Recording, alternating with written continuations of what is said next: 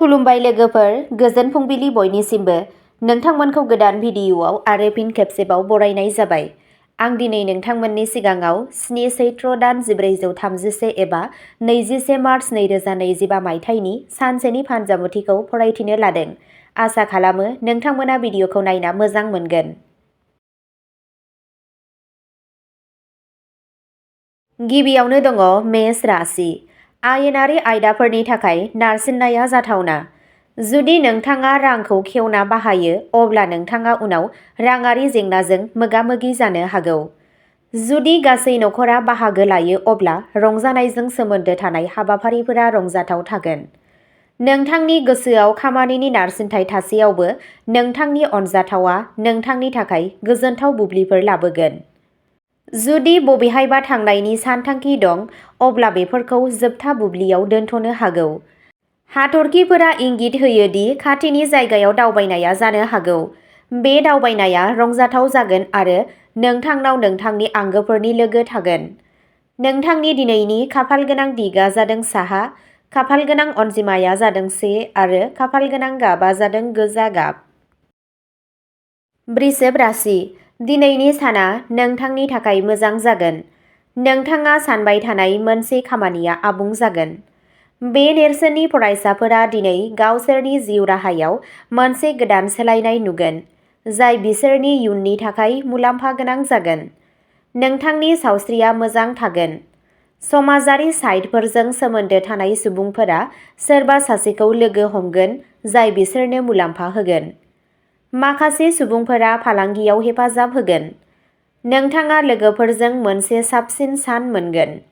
दिनै नोंथाङा गोदान सानस्रिफोरजों बुंफबनाय जागोन आरो नोंथाङा मावनो सायख'नाय हाबाफोरा नोंथांनो आसा खालामनायनिख्रुइ बांसिन मुलाम्फा होगोन। नोंथांनि दिनैनि खाफालगोनां दिगा जादों खोला, खाफालगोनां अनजिमाया जादों 5 आरो खाफालगोनां गाबा जादों ब्राउन गाब। मिथुन राशि। दिनै नोंथांनि सुथुरफोरा नोंथांखौ गाज्रि खालामनो नाजागोन, नाथाय बिसोरो जाफुंसारनाय नङा। नोंथांनाव नोंथांनि सिङाव लामा दिन्थिनायनि गोबां गोहो दं, जाय नोंथांखौ इयुनाव दावगालांनायाव मदद होगोन। नोंथाङा थाबथानाय खामानिफोरखौ थाबैनो फोजोबगोन। गोदै रावजों रायज्लायनाया मुलाम्फा लाबोगोन आरो नोंथांनि फालांगिया मुलाम्फा मोनगोन। नोंथांनि समाजारि सोमोन्दोआ गोख्रोंसिन जागोन। फुंखाफोरा बांगोन। नोंथाङा जाफुंसारनायनि गोदान रेबगान्थि गायसनगोन। नोंथाङा नोंथांनि खस्थ'नि गेजेरजों गावनि आयनि फुंखाफोरखौ बांहोनायाव जाफुंसार जागोन। गावनि रागाखौ दबथायनो हागोन नङाब्ला थासारिया गोरोन्थि जानो हागौ। नोंथांनि दिनैनि खाफालगोनां दिगा जादों सोनाब, खाफालगोनां अनजिमाया जादों 3 आरो खाफालगोनां गाबा जादों गलाब गाब। कर्क राशि। गावनि पार्टनारनि आयदाफोराव नाङै आखाय होनायनिफ्राय गोजानाव था। गावखौनो लाखिनाया साबसिन। जेसेबां हायो एसेबां एसेल' आखाय होनो नाजा, नङाब्ला बेयो सोनारनायखौ बांहोनो हागौ। सोरबा सासेया गिदिर बिथांखिफोर आरो सानस्रिफोरनि गेजेरजों नोंथांनि गोसोखौ बोनो हागौ। जायखिजाया रोखोमनि रां थिसननायनि सिगां बै सुबुंखौ मोजाङै बिजिरना ला। हरखाब जेंनाफोरनि थाखाय नखरारि गोजोनखौ हेंथा होनो हागौ। नाथाय बांद्राय जिंगासिनांगौनि जेबो गोनांथि गैया, मानोना समा गासैखौबो थिक खालामगोन। नोंथांनि दिनैनि खाफालगोनां दिगा जादों साहा, खाफालगोनां अनजिमाया जादों 9 आरो खाफालगोनां गाबा जादों गोमो गाब। सिंह राशि। दिनैनि साना नोंथांनि थाखाय मोनसे गलाय-गथाय सान जागोन। नोंथाङा माबा मोनसे खामानियाव सासे रोंगौथि गोनां सुबुंनिफ्राय मदद मोननो हागौ। नोंथाङा नोंथांनि नखरजों मोनसे सावथुननि बिथांखि लानो हायो। नोंथाङा रांजों फालांगि खालामनायनिफ्राय गोजानाव थानांगौ। जुदि नोंथाङा नोंथांनि समखौ मोजाङै बाहायो अब्ला नोंथाङा थारैनो मुलाम्फा जागोन। नोंथाङा गोजाम आयदाफोराव गोसो होनायनिफ्राय गोजानाव थानांगौ। खामानिनि थासारिया गोख्रों थागोन। नोंथाङा नोंथांनि बिबानफोरनि बादै सांग्रां आरो गोथौ जागोन। नोंथांनि गोसो गोनां आखुखौ हमथा, मानोना बेयो नोंथांनि लोगोखौ गाज्रि खालामनो हागौ। नोंथांनि दिनैनि खाफालगोनां दिगा जादों सोनाब, खाफालगोनां अनजिमाया जादों 3 आरो खाफालगोनां गाबा जादों खमला गाब। कन्या राशि। दिनैनि साना सरासनस्रा जागोन। नखराव गासैबो सरासनस्रा जागोन। गुबुननि गावारि आयदाफोराव आखाइ दाहो। नोंथाङा गोलाव जानथायनि दावबायनाय एबा गुबुन हादोराव थांनायनिफ्राय मुलाम्फा जानो हागौ। नोंथाङा नोंथांनि गथ'फोरनिफ्राय मदद मोनगोन। नोंथाङा मेलेमनि गेजेरजों नोंथांनि नाजानायाव जाफुंसार जानो हागोन। नोंथांनि खामानि मावनाय जायगायाव गोब्राब नाजानाया मोजां फिथाय होगोन। राङारि आयदाफोरजों सोमोन्दो थानाय थिरांथाफोरखौ माखासे समनि थाखाय दोनथ'। दिनै नोंथाङा नोंथांनि राङारि बिथिंफोराव जुनिया गोसो होनांगोन। नोंथाङा सार्थ गैयाजासे खामानि मावदों आरो दा नोंथाङा बान्थाफोरखौ मोनगोन। नोंथांनि दिनैनि खाफालगोनां दिगा जादों खोला-सोनाब, खाफालगोनां अनजिमाया जादों 5 आरो खाफालगोनां गाबा जादों मुगा गाब। तुला राशि, गावनि सावस्रिखौ जोथोन ला आरो जिनिसफोरखौ साजायना दोन। नोंथाङा गुबुनफोरनि सायाव एसे बांसिन खर्सा खालामनो हागौ। सासे लोगोआ गावसोरनि गावारि जेंनाफोरखौ सुस्रांनो थाखाय नोंथांनि बोसोन बिनो हागौ। दिनै नोंथाङा जिउआव थार अननायनि आंखालखौ मोनदांगोन। बांद्राय जिंगा दासि, समजों लोगोसे गासैबो सोलायो आरो नोंथांनि रमान्टिक जिउआबो सोलायगोन। जुदि नोंथाङा दिनै दावबायगासिनो दं, अब्ला नोंथाङा नोंथांनि बेसादखौ बांसिन सांग्रांथियै लाखिनांगोन। गुबुन गुबुन नोजोरथिया नोंथां आरो नोंनि पार्टनारनि गेजेराव बाथ्रा दान्थेलायनाय सोमजिहोनो हागौ। नोंथांनि दिनैनि खाफालगोनां दिगा जादों सोनाब, खाफालगोनां अनजिमाया जादों 3 आरो खाफालगोनां गाबा जादों गोथां गाब। वृश्चिक राशि, दिनै नोंथांनि साना गोमोथाव जागोन। नखरारि सोमोन्दोआ गोख्रों जागोन। एसे नाजानायजों नोंथाङा गोरलैयैनो नोंथांनि थांखिफोरखौ मोनफुंनो हागोन। नोंथांनि रांखान्थियारि थासारियाव मख'जाथाव जौगानाय फैनो हागौ। दिनैनि साना फालांगियारि हाबाफारिफोरनि थाखाय साबसिन। नोंथाङा मोनफ्रोमबो खामानिखौ सहायनाय आरो बुजिनायजों फोजोबनो नाजानो हायो। जुलियारि जिउआ खुसिजों बुंफबगोन। मावख'आव मोनसे मोजां आबहावाया नोंथांखौ खुसि खालामनो हागौ। नोंथांनि खरसाया हरखाबै बांनो हागौ। बेनिखायनो गावनि सावस्रिखौ जोथोन ला। गावनि रोंग'थिनि सायाव फोथायनायजों खामानि माव।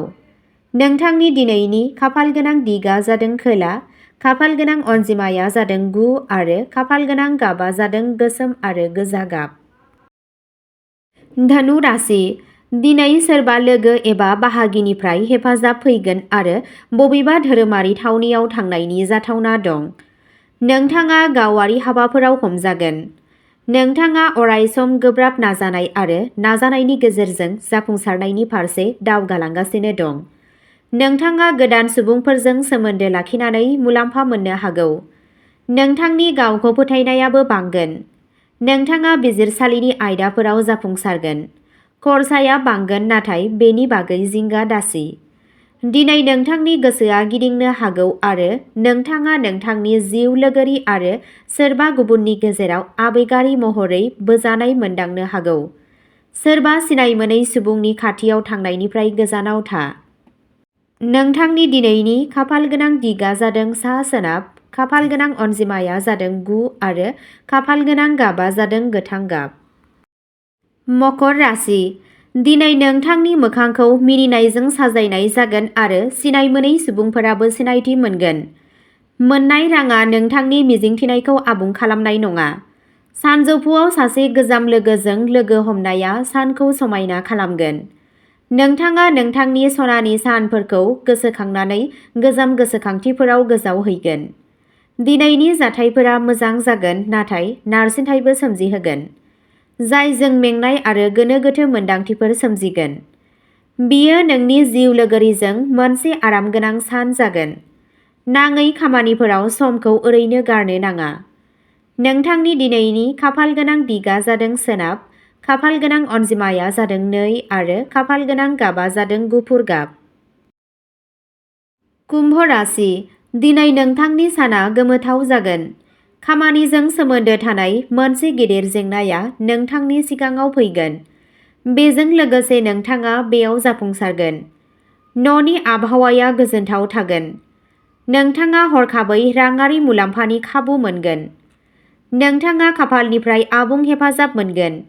गुबुनफोराबो नोंथांनि खामानिजों गोहोम खोख्लैगोन। नोंथांनि दावगानायनि थाखाय गोदान लामाफोरा गेवगोन। नखरनि गेजेराव गोदै आरो फोथायनायाबो बांगोन। नोंथाङा सासे जुनिया सुबुंखौ लोगो मोनगोन। नोंथांनि दिनैनि खाफालगोनां दिगा जादों सोनाब, खाफालगोनां अनजिमाया जादों 6 आरो खाफालगोनां गाबा जादों गोथां गाब। मीन राशि, दिनै नोंनि साख्रि आरो फालांगिनि थासारिया मोजां जागोन। नोंथाङा बादायलायनायाव जाफुंसार जानो हागौ आरो साख्रिनि खाबुफोर मोननो हागौ। मोनसे खामानिखौ आबुं खालामनाया नोंथांनि गोहोमखौ बांहोगोन। नोंथांनि गोसोआ सिरि आरो खुसि थागोन। गावनि बिमा-बिफानि सावस्रियाव गोसो होनाया गोनांथार। दिनै नोंथाङा सासे गोजाम लोगोखौ लोगो हमनो हागौ। नखरनि सोद्रोमाफोरा नोंथांजों गोजोनगोन आरो न'आव गोजोन फैगोन। नोंथाङा दिदोम आरो दिदोम सम्पथियाव जाफुंसार जानो हागोन। खामानिनि जाफुंसारनायनिफ्राय गोजोननाय फैगोन। हाबाफोरखौ गावखौ फोथायनायजों मावफुंनाय जागोन। राङारि सानथांखिफोरखौ जाफुंसारै मोनफुंनो हागोन। नोंथांनि आखुआ एसे गाग्लोबग्रा जानो हागौ, बेनिखायनो खामानिनि थाखाय रावनिबो सायाव सोनारनो नाङा। नोंथांनि दिनैनि खाफालगोनां दिगा जादों खोला, खाफालगोनां अनजिमाया जादों 5 आरो खाफालगोनां गाबा जादों गोजा गाब। अब्ला दिनैनि राशि फरायथिनाया एसेनोसै।